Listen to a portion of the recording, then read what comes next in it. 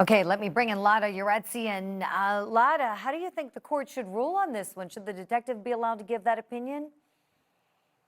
I'm hoping that the court rules that he should not be giving his opinion. But I have to make one comment. I mean, I think the defense has done a great job up until this point, showing that there's really shoddy investigation here. This detective zoomed in on one suspect and really did not do what he should have done, which is follow up on the other leads, follow up on other suspects, drug dealers, somebody who thinks he's the strongest drug dealer in the neighborhood, people who had stronger motive like Boggs.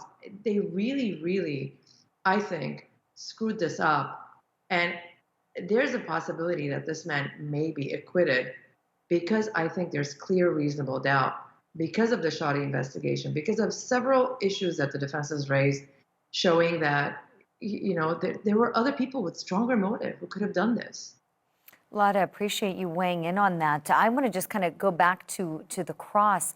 There was a comment I made on Twitter when I felt like the detective could have conceded to many of the questions defense counsel was asking, because legally, yes, you're allowed to lie in an interrogation if you're a detective. Yes, you're allowed to do that. It's all permissible. It's part of trying to get, to the truth in that room. And I felt like fighting with the defense lawyer didn't help him.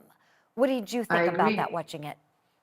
I agree with you on that 100%. I was noticing that wordplay and him just not answering the question when it wasn't obvious. All right, I mean, we all know these are tactics and techniques that they use. They could even lie. They're allowed to lie to get someone to confess.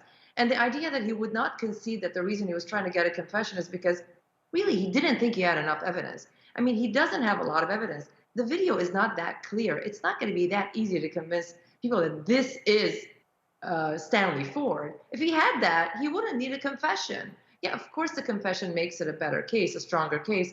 But if you've got strong evidence, direct evidence, or circumstantial evidence, you don't need to keep the guy tied, handcuffed to a desk, questioning him hour after hour to get a confession. And that's something he should have just said, but of course, he's never going to say it. And ultimately, he never did get a confession. Stanley Ford never confessed to these incidents. And Lara Yeretsian, we appreciate you weighing in.